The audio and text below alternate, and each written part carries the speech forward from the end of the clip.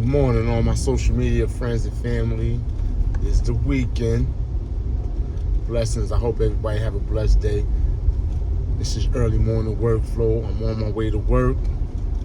I got a little Rikers Island story for y'all. Let me tell y'all how real it was and how I was beefing with dudes on the island and how shit was going down. How dudes ain't care. This is a light war story. And it's like, yo, there's a story about me on a visit and me having a situation on a visit, beefing with dudes in the building. I was on a visit with my mother, and there was dudes on the visit floor. This is like 94, 93, somewhere around that time. I'm on a visit, and my mom's even noticed, like, I was in a predicate bubble, right? And my mom's is noticing everybody walking by, people looking at me. First of all, she ain't know why I was in that bubble. I made up some type of lie and told her I was in the bubble because whatever, I can't remember what I told her. I was young.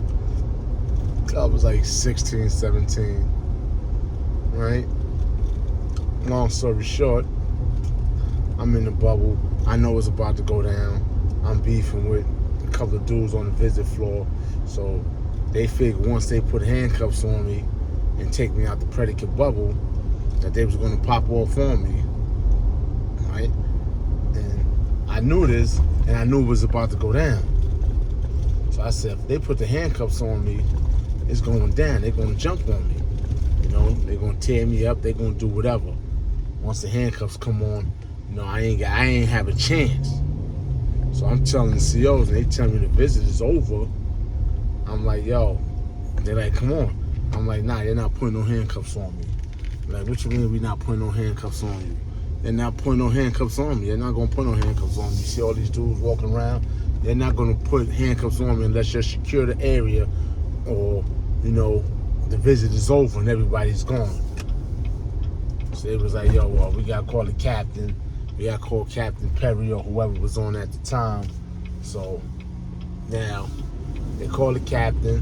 While they waiting for the captain to come, the captain, big black dude, Captain Perry is stocky, one of them younger captains. He might have been in his 40s, but he kind of act like he younger, black dude. So he come like, what's the problem?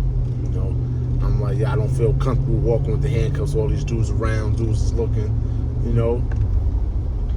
They're like, all right, I'll bring you out. So now my mother, she's still in the bubble with me. So when they said they're going to let me out, don't worry, we'll put the cuffs on you when you get to the back. That was Captain Perry's plan. So they let me out the bubble, well, they let my mother out first. And when my mother's almost off the visit floor, they going to take me to the back, strip me out, and, put the cuffs on me, secure the area, whatever the case may be. That's what they thought they was going to do. So once they let me out, all of a sudden, dudes start moving. I peeped the whole movement, So once they let me out, they take me to the back door, past the police station. When you come out, I'm about to go through the back door where the metal detector at. Dudes is on me, It was Fat Mike and it was B.O. They popped off on me. I'm slipping and sliding. They swinging crazy. I'm swinging. It's going down right there. My mother heard the alarm go off and everything. I'm fighting these dudes, and I'm slipping and sliding. The slipping and sliding was good because while I'm slipping and sliding, these dudes is hitting each other. I'm hitting them. I never get touched, and we just banging right there. They had to grab me, rustle me down. The captain jumped on all three of us. Fat Mike was a big dude, but he jumped on me, B.O., and Fat Mike, knocked us all down on the floor, and we just fighting. We got on slippers because we on the visit floor. The police is coming. They tripping on top of us. The captain's on the floor. Man, it was crazy. People looking at us, like, yo, these goddamn kids is crazy. Yeah, these kids was crazy. We was off the hook, But unfortunately, nobody got hurt. They locked stuff down, locked the area down, put the cuffs on me, took me to one main bing where I was at. That was just like It was crazy, but that's how it was going down. That's just a little story about how things was going down on the visit. You had dudes cutting people's family at one time on the visit floor. So like I said, we bringing our family into our beat. They trying to come see us, and I think the dude, a Spanish dude named Capone, I think he cut somebody's girl or somebody's visitor and they kid. He wilded out. It was going down. Like I said, it wasn't safe. Adolescents just felt they had a point to prove. We ain't know how much psychological or mental damage we was doing to each other. And I said in another interview sometime back, like Roxanne came through the island, Coogee Rapapolo came through the island.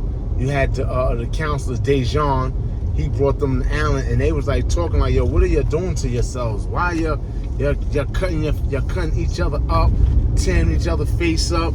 Like, come on, you're too handsome, you're too pretty for that. You know, it was just like, yo, it was off the hook. It was off the hook.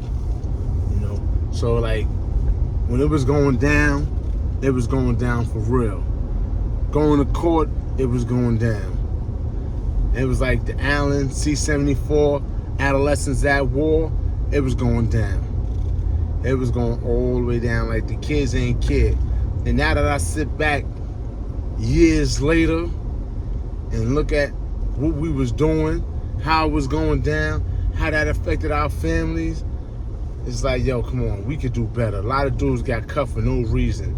Dudes getting cut for sneakers, clothes, jewelry. And that was a big thing back then. If you had a chain, you was the man. You was the man. And like, I did my thing, but a lot of people also did their thing on the island. You know, it was another situation, right? One of my little mans from Harlem, Frank Nitty, he come through with this big ass bracelet, talk about hold him down. I'm like, hold you down? I said, man, niggas gonna kill both of us for that bracelet. He had a big diamond bracelet. I'm like, man, listen, we gonna hide this shit until you get on a visit and you pass that off, you know? Because I don't care how tough I am or you are, anybody, people see this bracelet, man, that's out the window. They gonna come at us full-fledged, man. So for a piece of jewelry, you definitely had to be a fish. You had Yap Kings, my son Bree, you know what I'm saying? Brownsville dude, snatching everything. He looked like little Tupac. That's the dude you used to call him back in the day, Tupac. Bree, official dude, you know? Then you had Shy Wells, he was another Yap King. But even the Yap Kings was getting yapped, you know? They didn't care, dudes didn't care. You know, it was like, yo, adolescence was like, yo, I don't know what they say, how they say, yo, it must have been something in the water. Because we just like, yo, we was just getting it in. Like no holds bars. You couldn't tell us nothing. We was just on 1,000 all the time, you know? That shit, it was crazy. And like I said, Rikers Island, C74, everybody has something to prove. It was like so many cuttings every day. Going to court, somebody's getting cut in the mess hall, somebody's getting cut in the court pens, somebody getting cut on the bus. It was going down, man. So many people got cut. You know, I'm just, unfortunately, you know, I made it through without, you know, it was times where I was close, it could have happened. Not saying that I'm untouchable or I'm just a gangster like that. Nah. I know a lot of gangsters at the time that got cut. It was going down. Nobody was exempt. Like I said, Allah blessed me to make it through there unscathed. And even when you go up north, it don't stop because that beef follows you up north. It follows right up north in the mountains. And they always tell you, you're doing all this stuff down here on the island right now. Don't let these people beat you up north, because when you go up north and you go to these jails and these dudes get to the jails before you, your ass in trouble. You in trouble. Because they're going to be waiting for you. And I experienced that a lot of times, going from jail to jail to jail. You know, it was always like tension. I was always worried, like, damn, if I'm going to be able to make it in population, I got to go right in population and pop right off. and I'm back in the box. I'm back on transit. You know, I'm going on transit. I'm on transit, and I get caught with weapons. I was going to a sweet jail. I get caught with 3 rug cutters. You know, like, that's the life I was living. I had a 5 to 15. On a 5 to 15, they was giving out work release. Down in dudes, they would get work release back then. So on a 5 to 15, you could go to work release in 3 years. 2 years before your parole board, you could go to work release. I had the 3 years on Rikers Island. So when I went up north, I was already eligible for work release. I wound up almost doing 12 years.